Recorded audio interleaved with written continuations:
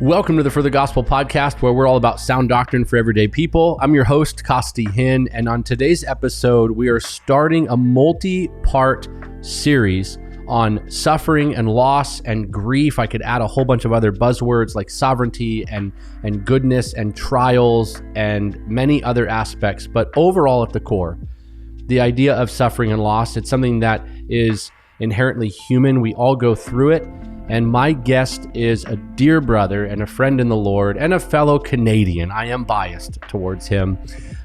Tim Challies, who has been through a great deal of trials and loss and suffering and continues to live as a man who's experienced trials and loss and suffering with his family. I don't want to take a lot of runway here at the front end. I just want to let you know, I think this series will be life-changing. It will be a comfort to you, and it will be edifying for those of you who either are going through something or will, which is all of us, or you want to know how to walk with people and get answers to some of life's biggest questions about loss and trials and suffering. I'm going to add him in right now. Tim Challies, thank you, brother, so much for being on the For the Gospel podcast. You're very welcome. Thanks for having me.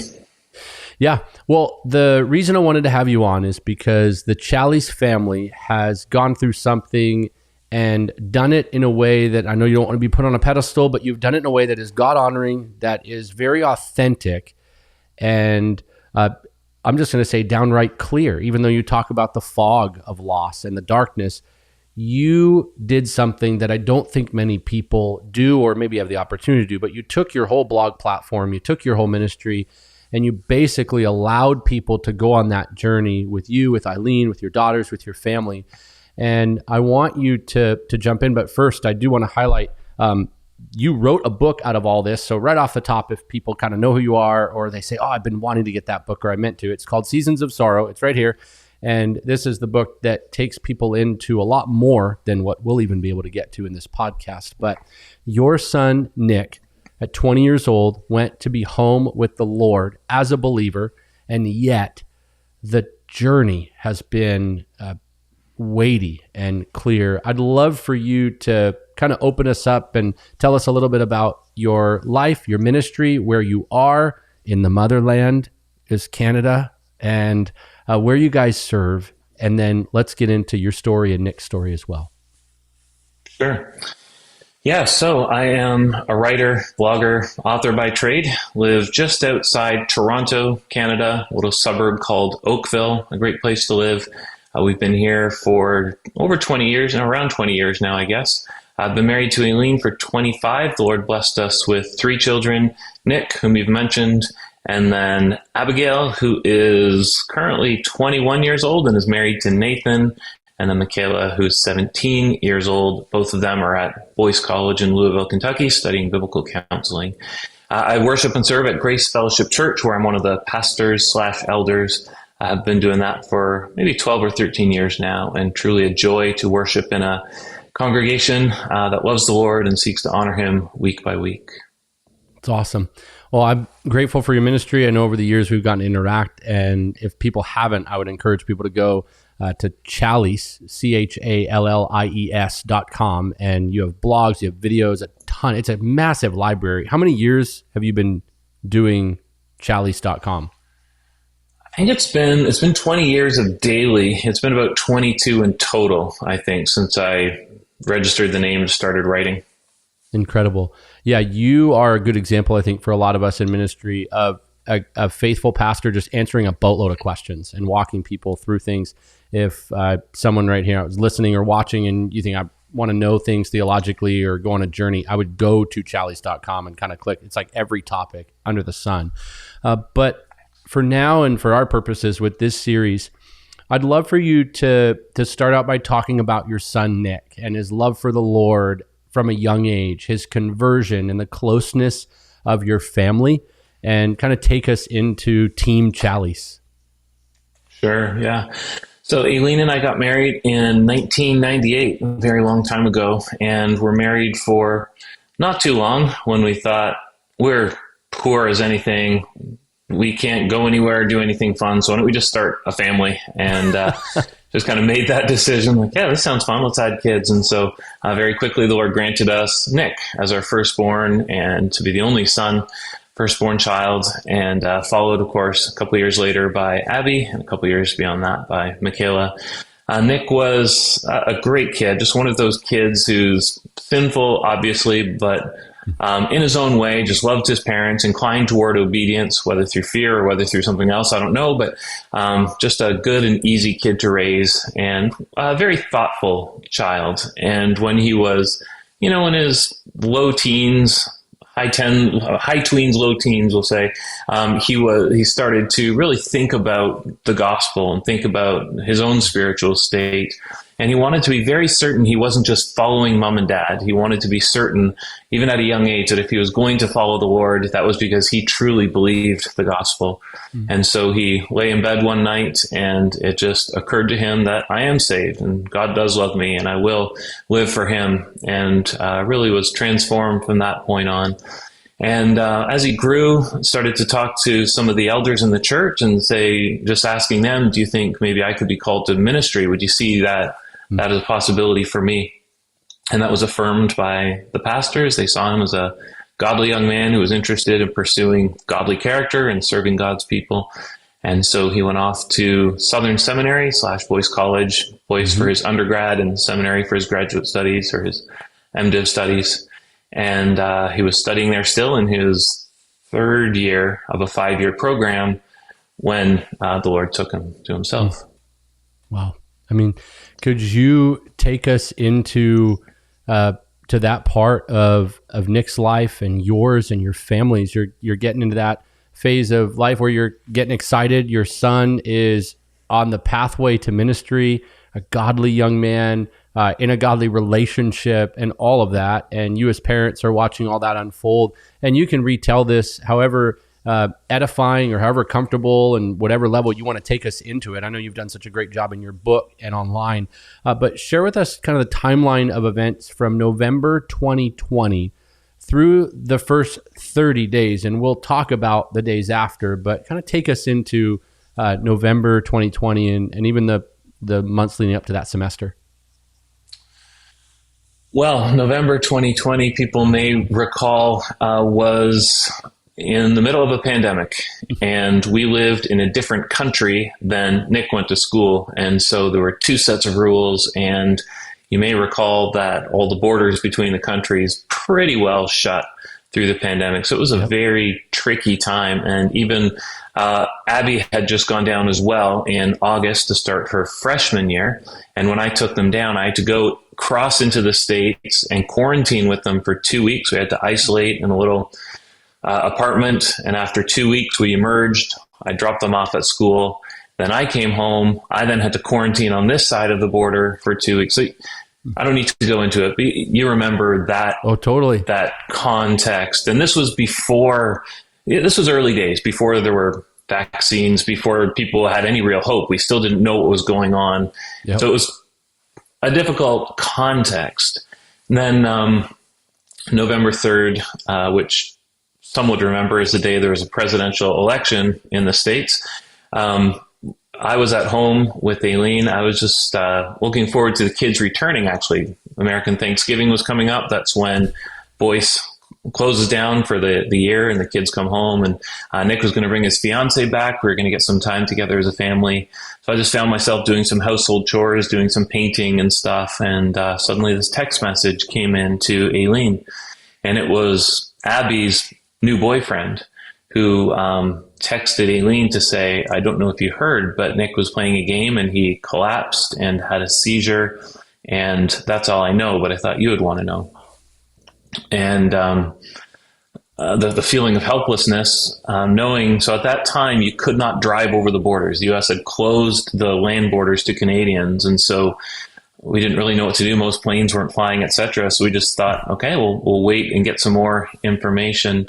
And more text messages came in from him and from others, eventually from Abby, just saying ambulance had been called, and got the word CPR texted through and other things. And That led through the evening until eventually we got a phone call from the hospital, and it was the doctor at the ER who had said, I'm sorry, we did everything we could, but we couldn't save his life. And so here we were in Canada holding a paintbrush and just completely unable to really know what to do. This is nothing we'd ever considered before, except in our darkest nightmares, that one of our children could not only die, but die in a different country. And when we were unable to get to him, and with his sister there, his sister and his friends had been with him. They were just playing a game together, playing a game of kickball or something like that at a park beside the school.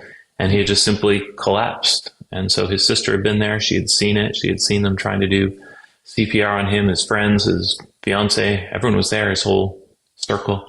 Yeah. And so we were stuck in Canada.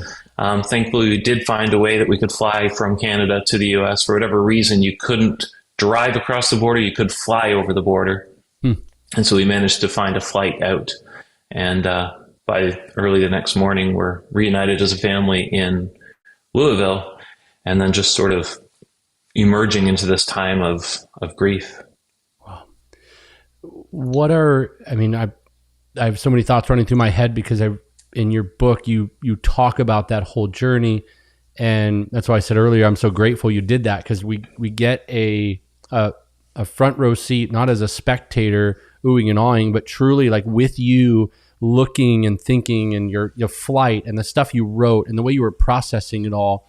And one of the things I think is so edifying about the way you've been transparent is there are so many things that people, let's say we, don't always understand about grieving parents and about families. What are some of the things that you now understand having well, I wouldn't even say having gone through, because in talking to parents who they have a child go to heaven, they've told me before, it's not something like you go through and you're over it. It's not something you're like, oh, we're done that. It's like losing a limb. It's not there, but you feel like it is. And then it's never going to grow back per se. You kind of just learn to live without it, but it's never the same. And in going through what you went through, what are some of the things that we can understand to be better servants, better supporters? What was it like? Were there feelings of frustration with the borders? I remember watching all this stuff and feeling for you, the heartache of it all. Can you take us into some of those understandings? Yeah, so our experience is not authoritative, but I think it is typical. We've interacted with a good number of parents who have gone through very similar circumstances. And I think some of the common factors is the way a loss like this, and perhaps especially when it's sudden, you don't have time to prepare, is really incapacitating. And so you lose the ability to function in normal ways. And we found that we needed to rely on friends. I found myself making weird decisions or pondering weird options. So I had to turn to a friend, my closest friend, and say, I'm going to need you to make decisions on my behalf for a while. And I'm not going to make any big decisions without bouncing it off you. So funeral arrangements, or, there was a body that had to be transported from the United States to Canada, which is always difficult during COVID, especially difficult. And so decisions like that, I just wasn't in my right mind. And so I needed to hand those over. I learned very quickly to distrust myself. And I think that was wise. I talk in the book about the fog that kind of sweeps over you. Some would call it brain fog or something. And again, I think you're so focused on just getting through each moment. Your emotions are just so out of whack that you do lose your normal capacity to function. And so, we had to rely on other people and be willing to rely on them. And one of the joys we found was that Christians were so willing and eager to step up. So one of our friends and his wife, they found a way across the border as well. And that meant they would have to quarantine. By then, the U.S. didn't make you quarantine anymore. But that meant when they returned to Canada, they had to spend 2 weeks in their basement without leaving. That's the kind of love people showed us. And even the community at Boyce and Southern and Third Avenue Baptist Church, where Nick was a member, were so kind. They just went all out in loving us, caring for us, providing for our needs, and so on. So we were so well cared for in that time. And we really took that as God's love for us. God tells us he loves us, and we know that in many ways. But one of the ways we know it is when his people, acting on his behalf, express God's love, the love that he's placed within them. And so it was a huge, huge blessing to see God loving us through his people. So helpful. And that answers, I think, one of the questions I would have, which is what role did your church and your close friends play? I want to ask you a question that I recall you explaining and helping people understand. When you guys were in your initial period of mourning, you go back to Canada. You, on page 12 of your book, you talk about the heavy darkness. Would you say that this would not diminish at all what anyone would go through in normal cultural circumstances, but we were during COVID and all of that with the extra laws. Was there a weightiness and a heaviness to staying in your house? Didn't you have to quarantine and just stay alone? Like, no one's hugging you. The brothers aren't, maybe people were sneaking over, but it was pretty tough. You're not being hugged on, loved on, held, your friends, your peers. What was it like mourning almost alone with your family, but longing for others? Yeah. It wasn't almost alone. It was alone in the sense that while we live in we live in tiny little townhouses, there's about 20 neighbors who face us. We weren't willing to sneak people into the house or to violate the rules. Because in this area, that would have been, I think people would have taken great offense to that. Some knowing what we had been through, most knowing what we were going through, but still in this area, people were really expected to follow those laws. So yeah, for 2 weeks we were on our own once we returned. And there's a sense in which that was okay because we are alone type people, and it gave us room and space to process it on our own. And people were able to, bring food by and leave it on the doorstep, or some church members, their kids came by with little signs and stood on the sidewalk and stuff. And, people did what they could. And there was, of course, Zoom and everything else. So people were still involved. But yeah, we're on our own. And we did really miss that. We missed that sense of community. And I think what we missed most of all is our church was meeting in person at that time, as I recall. And what we missed was the community grieving together. So we could easily think that this was our loss. It took some time until a couple weeks later when we gathered with our church again, we realized, it's all of our loss, because Nick wasn't just ours. He was the church's. He had been a member of that church, and he was a son of the church. And in some ways, I think many people thought he might be part of the future of the church. We're not exactly overflowing with young men in the church who want to be pastors. And yet here was one who was eager to be and was getting the training. And so I think we missed that. It took some time for us to see that. And when we did, it was so comforting in its own way to know that our grief was shared. We weren't mourning alone. Amazing. So helpful. I want to ask you about something that you wrote on page 45 of your book. You say, perhaps the reality is that I fear God in a new way, and that some kind of innocence has been shattered. I remember reading that, and it was raw and very clear. And then you go on to say, before Nick's death, I understood God had power, but now I know that he has power. And then you go on with a few more sentences, and then you say, before, life was easy because God's sovereignty always seemed inclined toward the things that I wanted anyway. But now life is hard because I see that God's sovereignty may also be inclined toward the things that I dread, the things I would never wish for. Can you unpack that further and just commentate on what the Lord was teaching you and that new reality?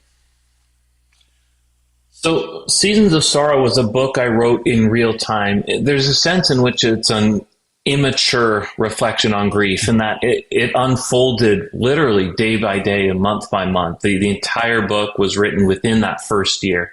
Many books on grief, their strength is that they're written 10 or 20 years later as you look back on it and you've given a lot more time to ponder it and to your loss and to put together a theology of grief. I think the strength of Seasons of Sorrow is that it's written in the moment. And so it reflects some of that urgency and some of that deep grief that in time does fade a little bit. And, as well, when we look back on, something like COVID now, we see a thing.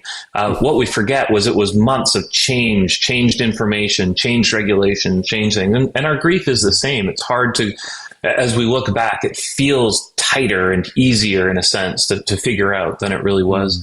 And so I wrote that as an article I put out on my website and was surprised at the reaction from people who said, yes, me too. And what I was reflecting on there is that we are called to fear God, and it's good to fear God. The fear of God is the beginning of wisdom, we're told. And so that kind of fear is a right apprehension of who God is and who we are in relation to God. And so we rightly fear him. We have that right assessment. But after a loss, I think many people are afraid of God in a different sense, in that he has now exercised his power in a way that has hurt us, in a way that has brought us something that we would not have chosen, something we did not want. And I don't mean hurt us ultimately. I just mean hurt our feelings or wounded us in some way. Yeah. And so I think we now see God as powerful in a different way. And as I said in that chapter, my life had been so easy enough that I would talk to Eileen sometimes and say, I think we need to be prepared for troubles to come because our lives have been so easy. I read church history, I read good books, and I see people suffering, people sorrowing, and we just haven't experienced much of that. So I think we need to prepare ourselves, not in a kind of fatalistic way, but this just seems to be the common experience of people. And then this came, and then we saw God exercise his strength, exercise his power in a different way. And for a time we were afraid of God, sort of looking over our shoulder, wondering what else he might do, how else he might display his power in a way that ultimately we were willing to accept was God's good and perfect will, but that doesn't make it a whole lot less painful in the moment. Yeah. In our next episode, I want to dig into that a lot. I have some big questions for you as far as, what does God allow? What does he do to us? What should someone right now who's listening and they're thinking, man, my life has actually gone really well. Am I due? Like, am I going to get it? Or like, if everything's going good for me, then God will do something to someone in my family to sort of me. I want you to unpack that theologically and pastorally. But here and now, I want to ask you about the brevity of life. And that's kind of attached to some of what we've already been talking about and where we'll go. But you have a chapter. It's titled, How Long is the Dash? I don't want to compete with which chapters were better. They were very impactful. I'm not a big crier, even though I'm a passionate guy, but there were moments where I for sure I wouldn't even doubt saying I cried. How Long is the Dash was a weighty one, filled with emotions and thoughts for me about the brevity of life, because you give this picture. You're talking about his gravestone and everything, and you say to people, you just look, and the dash is just a tiny little line that start, finish, all that. Yeah. You kind of take it further. Could you talk a little bit about the brevity of life and about the dash and how you've reflected on that even now? So at the end of our lives, you and I too will eventually be buried somewhere in all likelihood, and we'll have a little date that represents 1970 something for me, 19 something for you, to whatever date we die. There will be a little dash between those two numbers. And there's a sense in which that dash will just stand in for your lifetime. That'll be the representation that from that date to that date, you walk this earth and you loved and were loved. And it just seems such a sad thing that your life should be encapsulated in a dash. And one day at the cemetery, I just sort of looking around and seeing this little girl buried right near Nick who lived just to be about 10 years old. And then just down the road, somebody who lived to be 80 years old, and sort of had the thought, and in the sweep of eternity, what's the difference? It's a very, very minor difference. And And from there, I got to thinking, well, what if the dash on your gravestone was proportional to the amount of time you left? So that 10-year-old would have just a tiny little dash, and Nick would have twice as long as that, and an 80-year-old would have 8 times longer than that 10-year-old, and so on. And from there, I just got to thinking, well, what if that dash represented not just the time we're on earth, but the time we're with the Lord as well? And then those dashes would extend not just across a stone, but they would extend across the city, across the nation, around the world, these dashes that just go on and on and on. And I think that was a helpful way for me to just ponder the fact that life truly is eternal. When we're with the Lord, our lives do not end at the grave. Something ends, but something begins, and then something carries over through all of eternity. And just that thought of these little dashes expanding out to fill the earth was really comforting to me, to help me understand, no, his life is over on this earth, but he's not over. He lives on, and when the new heavens and the new earth come, when God sees fit to bring this thing to an end and start the next thing, then he will live again, and he'll have a body again. He'll be joined together, body and soul, and live forever on this new heaven, new earth. It's such a helpful thing. Yeah, that chapter is the ultimate reflection in a lot of ways for people to think about what you call our own little while. That's what it is when we're here. Can you take us into the life of a parent and the process of a family when it was time to clean out his room? And I want to ask you the question, why did you wait the amount of time you did? Not that it's wrong or right, or that your experience, your conviction, or your decision has to be everybody's command. But you have some people who very rarely or never change the room of a loved one who passes. And then you have sort of the memorialized, of course, if you go see like Ligonier, I think Sproul's office is still the same way it was. And there's that aspect. And then some people do it right away. And neither seems right or wrong. It seems very personal. And I love how in the end you gave the room a name. I want you to talk about that and talk about her and explain to us the process that you guys went through so people can be encouraged and also understand the grief process for our friends. You touch on something important there, which is, okay, there are certain things we must do and must not do in grief. So we must not mourn as those who have no hope. We must not curse God or act as if God himself has done wrong. We must continue to be joyful even in our sorrow. So there's biblical commands that do pertain to us in our grief. And I think it's important to understand when you're grieving, you're not exempted from God's commands. There's still a responsibility upon you, even in your worst day, in your hardest moments. Of course, God forgives if you do sin, but there's still a responsibility on you to live as a Christian. Yeah. So there is absolute right and wrong, but then there's a lot that will vary based on people, circumstances, personality, culture, all sorts of things. And this is where you get into things like cleaning out a room at some point, or, getting into a room again. At some point, you're going to have to do something with that room. I've known people who within days go in and they bag everything up, and that's part of their coping mechanism. Just get it out of sight and clear it away. And perhaps especially if that room was shared with somebody else. And then those reminders are just too present and too poignant for the other person. I've heard of a good number of people who just sell their house and move away. They can't bring themselves to go back. And especially if the loved one died in the house, and it just seems for some people it's too much. For us, we waited a few months before we could go back into Nick's room and clean it out. And I think I could have been a little bit faster, but for Aileen, that was her pacing when she felt able to cope with it.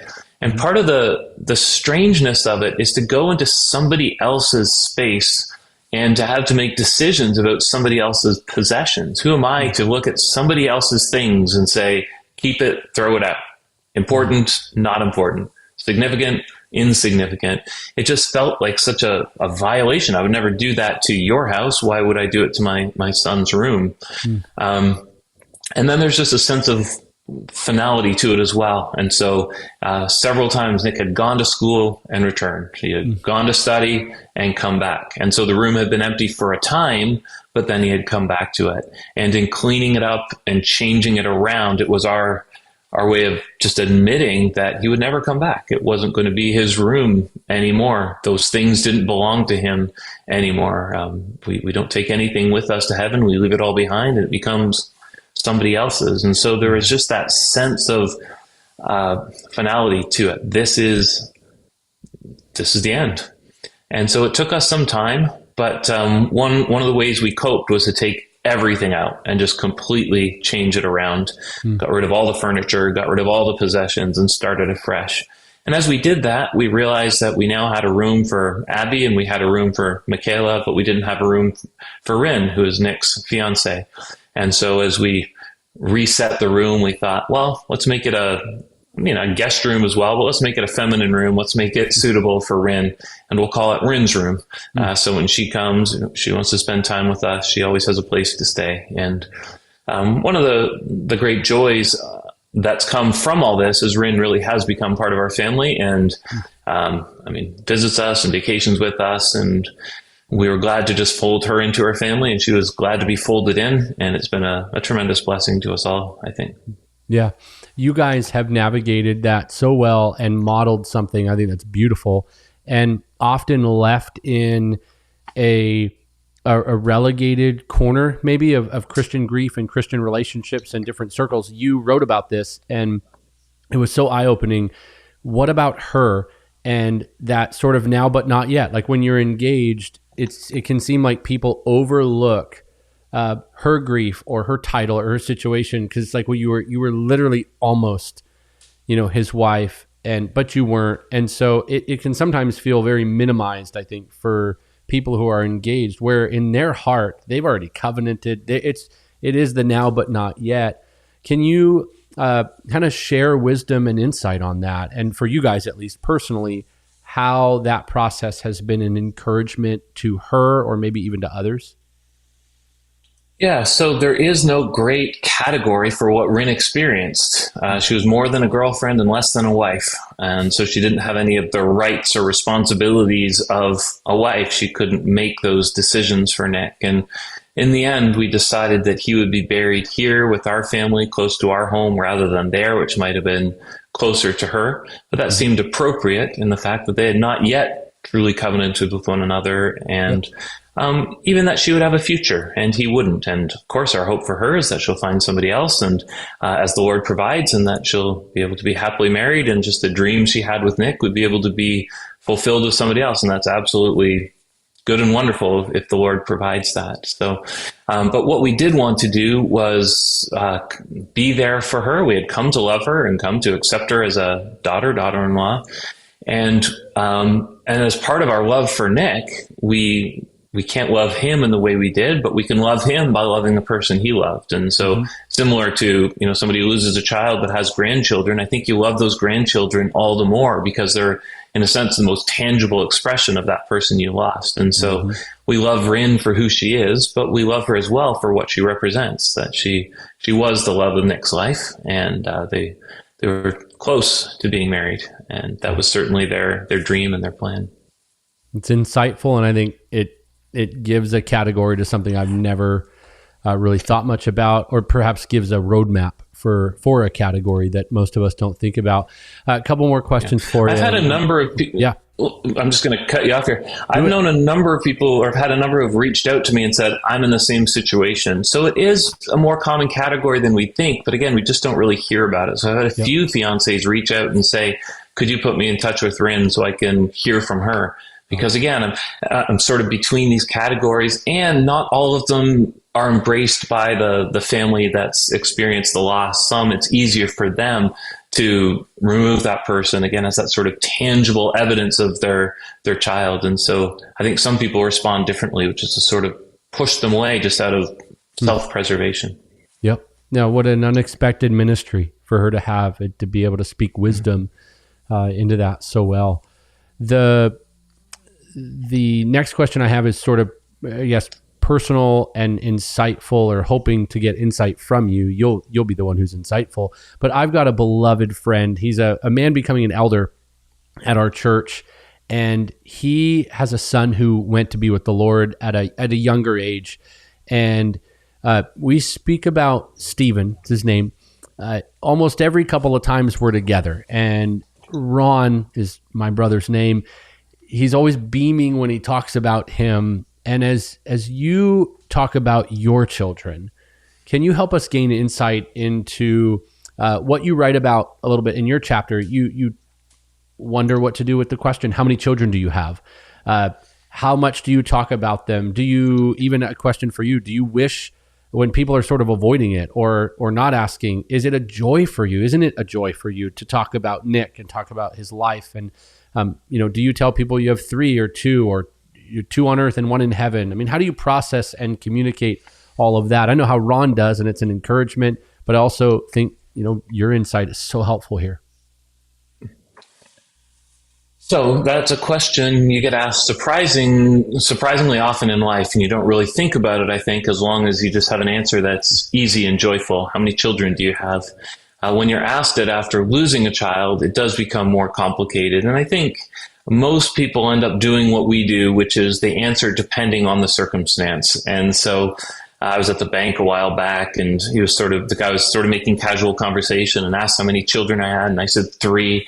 And then he pressed in a little bit harder, and then he just got so flustered when eventually I had to say, well, my son passed away, and he just got embarrassed and flustered. And I realized sometimes it's easier just to say 2, and that's good enough for the circumstances and, very businessy type situations or something.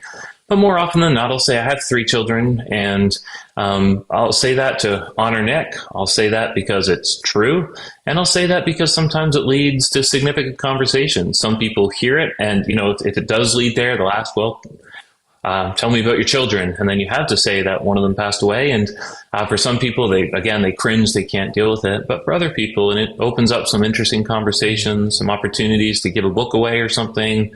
My wife has a whole little ministry of giving away seasons of sorrow to other grieving moms at the cemetery. She goes there often, and if she sees a mom alone, she'll go up and chat with them and give them a book, and everyone's been willing to accept it and willing to read it.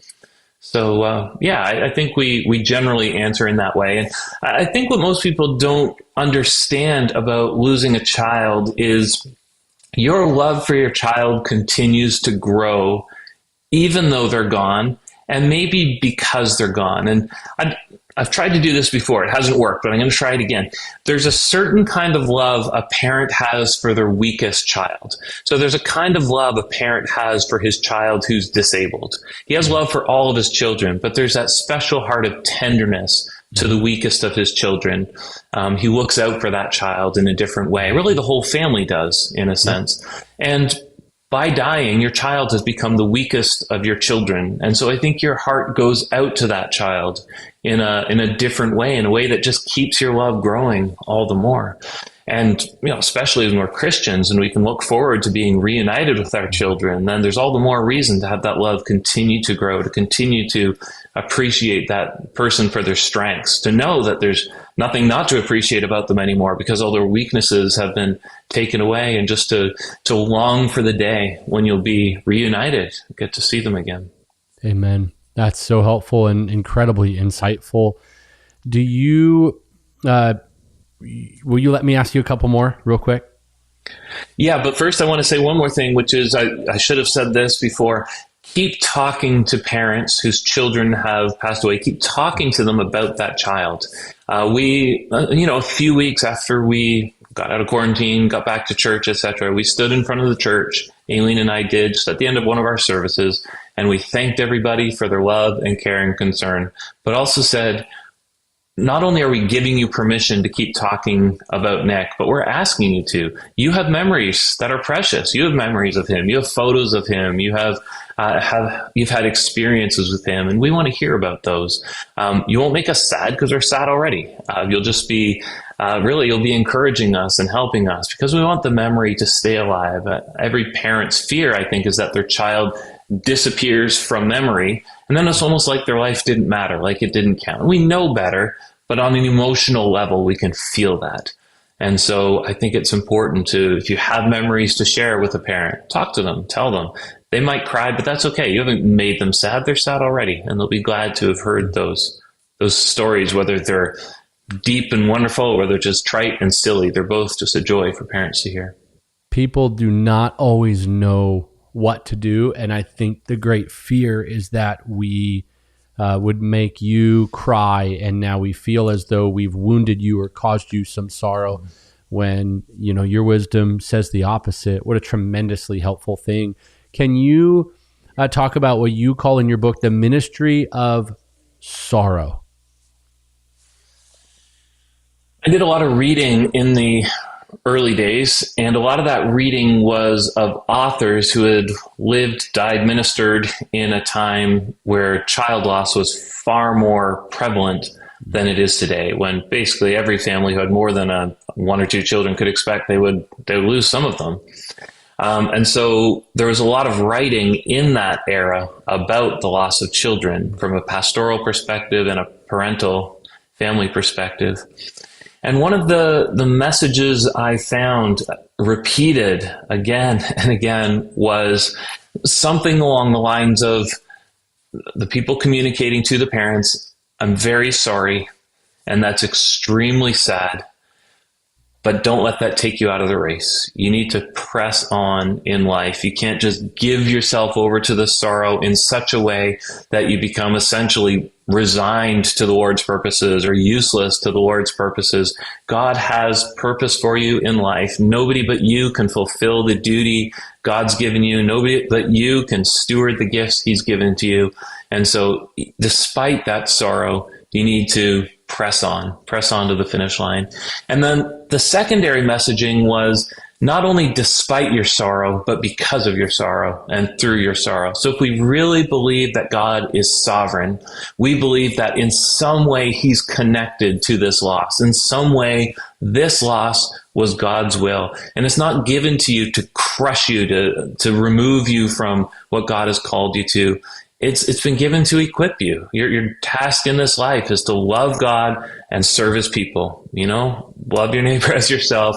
Love the Lord your God. This is what you're called to do. And God has now equipped you to do that in a special way. He's given you this deep sorrow, so with the comfort with which you've been comforted, you can comfort other people. And so the ministry of sorrow is essentially that, accepting God's sovereignty, accepting God's purpose in it, and now turning that outward in love for God and service to his people. What a divine thing, but what a tension, I think, for people to say, okay, so as a Christian, this is just life then. I live in the middle of this tension, to which you would say... Yeah. So I want to make a clear distinction that we've had to distinguish between why God did it and how God is using it. So we can't say that God took Nick so that somebody else might come to faith, or God took Nick so that I could write a book, or God took Nick so that Aileen and I could be better equipped to minister to other parents who have lost their children. That is massive oversimplification. And God doesn't give us the right, or he doesn't call us to interpret his providence in that way. But what we can do is look for evidences of how God is using it. We can let the secret things belong to God, but the things that are revealed, which is how God is using it, the effects it's had on other people, the effects it's had on us, what it's prepared and equipped us for, that we can see, that we can rejoice over, that we can embrace. But we just have to hold those two things separately. We don't know why God did it. We don't know his purposes. We know who God is, so we know those purposes are good. But I'm not going to say, oh, I know why God did it. He did it so that I could do this. That's making something like Romans 8:28 way too trite, way too simplistic. Well said, and probably liberating for who knows how many people who get into this. Maybe come into contact with the doctrines of grace, or we begin to understand sovereignty, or we read a book and all of a sudden it's like, well, everything we start thinking we know, and everything's got just a quick firing off of some theological truth, and it's just a one-liner, and it sounds really simple and clean and smart. But in the end, I think what you just said puts us back in our place to say, well, hold on, you can know a lot about sovereignty and you can know a lot about what God's doing and have great theology, but we are mere men and always will be. There are the secret things that belong to God. Man, that's good, Tim. Okay, last question, and this is one I'm kind of excited for. Can you talk about the kind of impact that Nick had? I know you shared a little bit about the way he was at the beginning of the journey to ministry and how people were encouraged, but talk about some of the stories that have flowed in from fellow classmates, obviously the church that you're a part of, and now even as I would assume, it's just a guess, but that hundreds of thousands, maybe millions of readers and viewers and people picking up your book, they're reading these things, and there's an unexpected ministry of encouragement, of healing, ministry of sorrow for hearts. Tell us some of the stories of impact to finish out this episode. I think most of what we've heard has been the impact on young people, and all young people live with this conceit, you did, I did, that we're essentially immortal, or that people don't die until they're in their 80s or 90s. We all believe and assume we get to live a long life, we get to experience all that life brings, and then we get to, at the end, grow old and die. Nick's death confronted a lot of people with the fact that even if that's the normal course of affairs, that's not the given state of affairs. We can't assume it. And I think that's where a lot of people had to say, no, I need to understand that I could die tomorrow. There was nothing in Nick's death that was, you can say that was an unusual circumstance. God just took his life. God just stopped his heart and took him. And that confronted a lot of people to think, am I ready? What if that had been me? Would I have gone to heaven, or would I have been uncertain? Who knows? So we've heard a good number of stories of people who, through that, have had to essentially just examine their own faith. And a number of them have realized they weren't saved. They were assuming, they were coasting along. And then for others, it sobered them up. Even if they were already saved, they realized that life really is short, and our mission may be much shorter than we think it is, the time that God gives us. And so there's no point dilly-dallying and waiting around. We need to get on with the business of life instead of assuming we'll have decades to figure it out. Yeah. So I think those have been the ones that have encouraged us the most. And beyond that, what I've seen it do in the lives of Aileen and my girls has been just tremendously encouraging. So my girls were young, 17 and 14 or something, when they lost their brother. Both had very different experiences. Michaela being home with us and having to live with a couple of parents who were just traumatized and basket cases for a time, and Abby, who had witnessed it all and really needed some therapy and just help to work that through, some real trauma that she experienced, different experiences, but both of them emerged with their faith strengthened rather than diminished, and loving the Lord rather than turning on him. And it's always baffled me that two people can experience the same thing, and one runs right to Jesus and the other runs right away. But both my girls ran to him. And then Aileen as well. When we met and married, she was just a brand new Christian. I shared the gospel with her. She came to faith through me, through my family.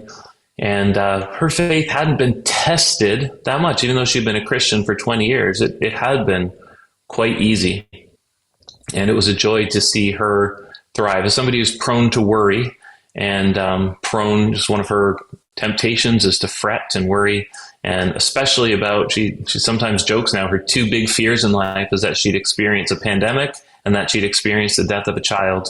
Oh. The third is tornadoes. She hasn't had a tornado yet, but she had the death of a child during a pandemic, and yet that didn't drive her off or cause her to revoke her faith. In fact, it caused her to just dive even deeper into those truths she believed and to lean even more on the Lord. So if there's been any encouragement that surpasses all the others, it's just seeing my wife and daughters not only survive it, but really strengthen their faith through it. Oh, brother, that is beyond encouraging. And as we wrap up this episode, I just want to say thank you. We're going to talk in the next episode about God's goodness, God's sovereignty, how in the world all that plays in. And then in the third episode of the series, you're going to talk about growing close to the Lord and how in the world is possible that those. So I don't want to spoil that, even though right now all I want to do is ask you more about what you just started talking about. But Tim, thank you so much for doing this. Yeah, my pleasure. For those of you who are watching this, I'm going to hold up a copy of Seasons of Sorrow. This is what it looks like. Real clean, real great. modern, sharp looking. It's easy. It's accessible. I have read through it. It's phenomenal. If you're listening to this on Apple or Spotify, the book is by Tim Challies. It's called Seasons of Sorrow, subtitle The Pain of Loss and the Comfort of God. I'm not just saying this. I think every single Christian should read it for two reasons. Number one, you're going to go through this, or you have, and you need to be equipped and prepared. But number two, someone you know and someone you love in the body of Christ is going to, and you need to be equipped and prepared. Jump in with us in the next episode as we talk further about God's sovereignty, about God's goodness, and more. Thanks as always for listening, for watching, for supporting. If you're brand new to For the Gospel, be sure to subscribe on our YouTube channel. You can watch all of the episodes along with a lot of our free teaching that's there. Or if you have social media, be sure to follow us there. If you want information about the ministry or to check out our team or articles, you can go to forthegospel.org. I'll be back next Monday with Tim with another episode. Keep on living for the gospel.